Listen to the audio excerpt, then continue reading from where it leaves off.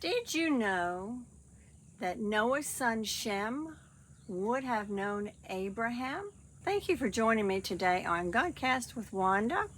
And we're going to be studying Genesis 11 and 12 today. So if you open up your Bibles to Genesis 11, that's where we're going to start.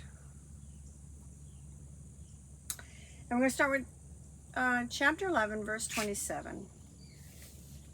It says, "This is the genealogy of Terah." Terah is Abraham's father. So this is the genealogy of Terah. He begat Abram, Nahor, and Haran. Haran begat Lot. And Haran died before his father Terah in his native land in Ur of the Chaldeans. Now let's stop right there for just a minute. Abraham is not the oldest son. The way they have it listed here, it says Terah begat Abraham, Nahor, and Haran. Now those are his two brothers. Haran was actually the oldest son. Nahor was the middle son. Abram would have been the younger son. Very unusual, because usually the older son is listed first and the older son gets the blessing. Here we're going to see that Abram gets the blessing, and we're going to see that God calls him out of the land of Ur. So let's continue on with verse 29. Then Abram and Nahor took wives. The name of Abram's wife was Sarah, and the name of Nahor's wife was Milcah, the daughter of Haran, the father of Milcah, and the father of Ishkah. But Sarah was barren and had no children. Let's talk about that for just a minute. Abraham and Nahor, the two surviving sons.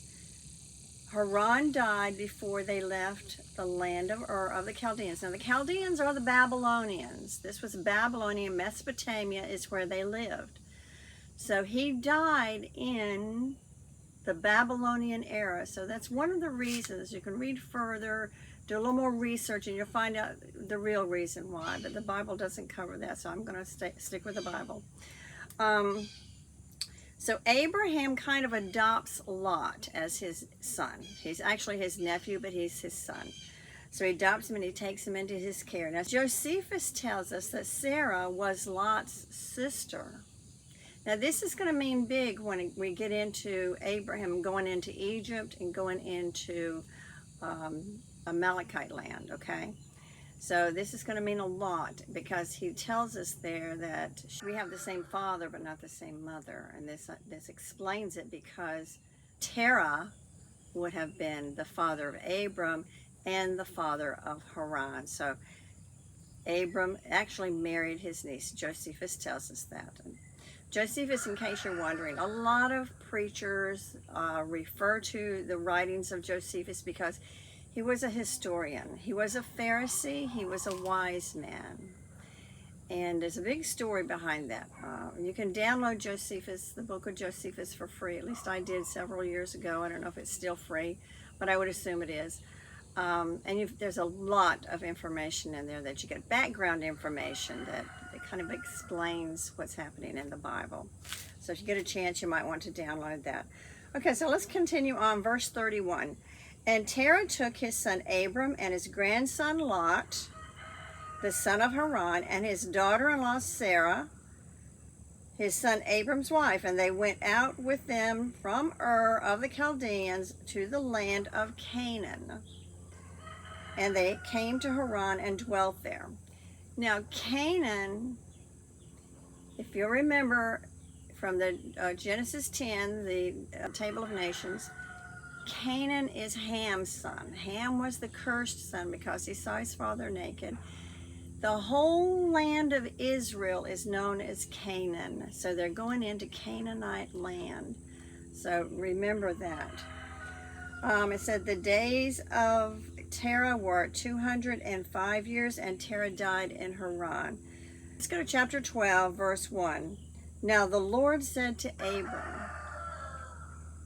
Now, how is it that Abram would have known God's voice? We have a lot of thoughts going through our head, a lot of things going through our head. How do we know it's not our subconscious? How do we know it's not something else going on? Well, I have a chart here. And if you look at this chart, you'll see Shem. See, the line of Shem is written and it's kind of colored in orange all the way over. It tells you how many years he lived. And if you go down, you see Arphaxad, Salah, Eber. Eber is the father of the Hebrews.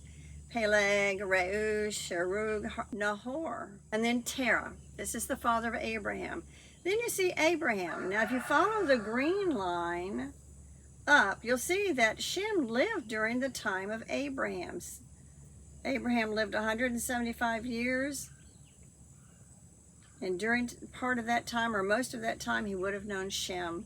And also, if you look at Isaac, Isaac would have known Shem in the land of the Babylonians and the Chaldeans. And if you look down further, you'll see Lot. Have that in orange. Lot would have known Shem. So they would have gotten a lot of knowledge about God from Shem. Shem was the good son of Noah. He got the blessing. He carried on the line of Jesus. From Shem, it goes to Eber. From Eber, it goes to Abraham. Now you have to remember, they came from a pagan land. They worshiped pagan gods. Babylon was the center and the beginning of paganism. So when God separates them from the rest of his family, he's going to reteach him. He's going to show him things. And it's going to start out with him moving from the land of Ur to where I show you. And he moves to Haran, and he takes him out of Haran, and we're fixing to show what he's going to do. Okay, so let's continue on. He's fixing to give him a blessing. It says, verse 1, Now the Lord said to Abram, Get out of your country, from your family, and from your father's house, to a land that I will show you, and I will make you a great nation. I will bless you, and make your name great, and you shall be a blessing. I will bless those who bless you, and I will curse those who curse you. And in you all the families of the earth shall be blessed. We have heard this so many times. Those who bless you, I will bless. Those who curse you, I will curse. What does this mean? Well, he's talking to Abram right now, but Abram is fixing to become Israel. Israel. The whole nation of Canaan that we know of right now that we're talking about is fixing to become the whole country of Israel. And he continues this blessing through Isaac and through Jacob. And he says, those who bless you, I will bless. Those who curse you, I will curse. Well, let me tell you something. We're seeing the ramifications of what's happened 4,000 years ago happening today. Israel, right now. I could tell you a story, and I probably will right after this. It'll be my next video, is about Israel and how the nations that stood by Israel over the years were blessed. America is one of them. We blessed Israel with our military, with our knowledge, with our money, with our help. They became a nation in 1948. We were at our highest, most prominent point in 1948. We came out of World War II as a superpower, and America grew from there because we supported Israel. Well, through the years, it's been 75 years now, through the years, we've kind of dwindled away from Israel. What's happening to America? What's happening to the world? A lot of anti-Semitism. Semitism comes from the word Shemite. Take out the H, you've got Semitism. Anti-Semitism is covering the world right now. So what we see happening back then started with Abraham. Those who bless you, I will bless. Those who curse you, I will curse. And we're seeing that happening right now, but let's continue on. So Abram moves to Shechem, is the first town he moves to. From the land of Ur. He goes down all the way across the Euphrates, up close to Lebanon and down the area. And God is showing him the promised land. He's taking him through the route of what he's fixing to give him, because all through this route he tells him, look at this land. Your descendants will own this as far as you can see, and they will be as numbered as the sands of the sea and the stars of the sky. You know, Abram is married, doesn't have any kids, and he's wondering, how is this going to happen? Okay, let's continue on. He goes to Shechem. Now, Shechem is north of Jerusalem, so he doesn't get all the way to Jerusalem. He goes to Shechem. And from there, look at this. We're in chapter 12, verse 10. This is so important. If you're studying symbolism, write this down. Now there was a famine in the land, and Abram went down to Egypt to dwell. Famine in the land means a spiritual famine, not a physical famine. It is physical in the Bible, but it means anytime you see there's a famine in the land, it's a spiritual famine. Somehow Abram has gotten settled in his tents. He's got his herd. He took a lot of people with him, his herdsmen, his nephew, his wife. So something is going on in Abram's life that God has got to get straight. But he's taking him to Egypt. Now turn to Amos 8:11 real quick. Amos is one of the minor prophets. And I always back up symbolism with verses. So Amos 8:11. And there it tells us, behold, the days are coming, says the Lord God, that I will send a famine on the land. Not a famine of bread, not a famine of thirst, but a famine of hearing the words of the Lord. A famine. Anytime you read that there's a famine in the Bible, it's talking about a spiritual famine, not a physical famine. We're going to see this numerous times, and you stop and think, what does this family have? Why do they have to get themselves right with the Lord? Well, it's fixing to tell us. So if we go on to 11, we're continuing on in 12, Abraham goes into Egypt, and he tells something. He tells his wife, Sarah, to claim that she is his sister, because they will kill me if you don't. They will kill me. So she does. Pharaoh takes him into her harem. And when Pharaoh takes someone into their harem, they usually stay in, well, remember in the book of Esther, it took her a year to prepare to see the king. So it would have taken months to prepare her to see the king. So the king hasn't touched her yet. So the Pharaoh has several dreams. God tells him, what are you doing? What you're doing ain't right. So he goes to Abram and says, why have you lied to me? Every one of my concubines, my wives are barren now because of you. You lied to me. He says, well, I was in fear. Why was Abram in fear? Because he didn't have God with him. He didn't pray about it before he went. Pray about everything. Nowhere does it say he prayed before he went to Egypt. Nowhere does it say the Lord sent him. Okay, so let's continue on. They get that straightened out, and what happens out of that? He get a lot of slaves and sheep and herd, and he says, get away from me, I don't want you here. Hagar ends up becoming the slave or the companion of Sarah. So we can see where God is setting this up for two nations.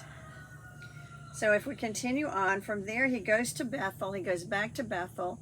This is where he and Lot separate. The land is not big enough for my herd and your herd.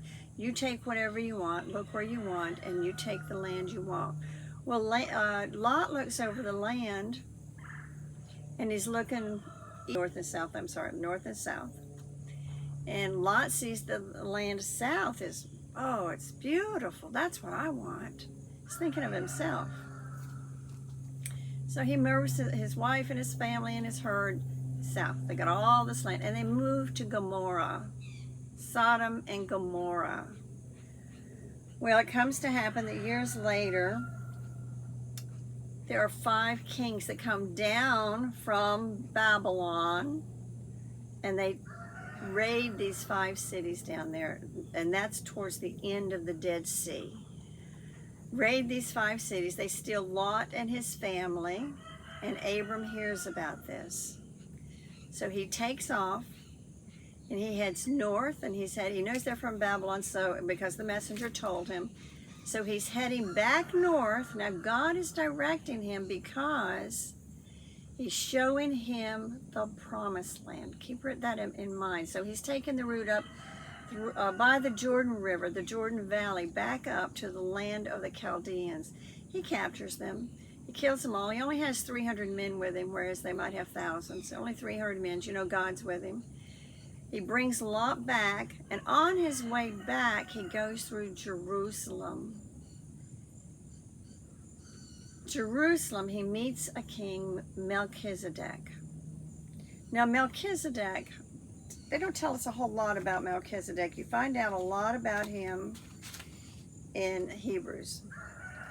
But let's go to chapter 14, verse 18. It says, "Now Melchizedek, king of Salem." Salem is Jerusalem. The Jebusites come from Jerusalem. "Who brought out bread and wine." Bread and wine. Where have we heard that before? When Jesus at the Last Supper, what did he bring out? Broke the bread, cup of wine. So we see Jesus in this. "He was the priest of God Most High. And he blessed him and said, Blessed be Abram, the God of the Most High, possessor of heaven and earth. And blessed be God Most High, who has delivered your enemies into your hand."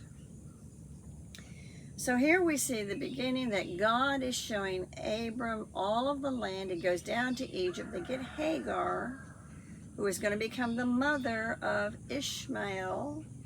We're starting two nations here. And Sarah becomes the mother of Isaac. Very important to understand that lineage here. Another lineage to watch here, we're going to see in just a few minutes, is the lineage of marriage. A lineage is very important. Genealogy is very important. Who does Isaac marry? He marries his cousin Rebekah, who is Nahor's daughter. Who does Ishmael marry? Marries a Canaanite woman. He marries, his mother takes him back to Egypt, marries Egypt women. Then we have Jacob and Esau. Good son, bad son. Jacob, good son. Esau, bad son.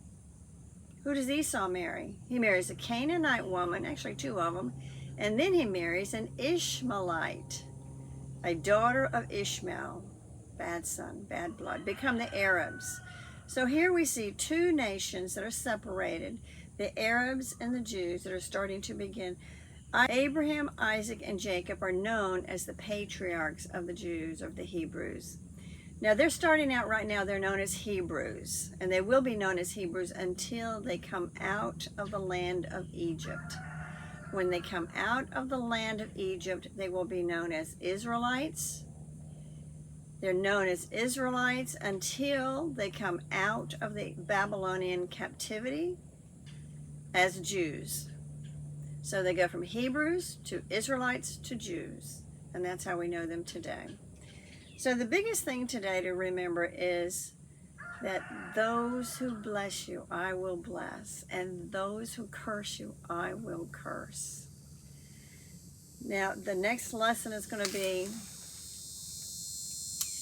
the story. It's going to be a symbolic story. It'll be Genesis 22. But I encourage you to finish reading the Bible, starting with Genesis. I've given you a good ground basis through the past few lessons. Share this message, share these lessons. Please subscribe so that you'll get the notifications that there's a lesson or there's a study out. I'm fixing to do talk about what's happening in Israel right now. You don't want to miss that. You don't want to miss that. I've just waited because I'm trying to see what Iran, who's going to make the first move here, but I can't wait. God keeps telling me you need to tell it, so I'm going to tell it. My next video. So please like and subscribe and share the message. Please, please. We just want to get the gospel out there because we don't know how much more time we've got. I thank you very much for joining me.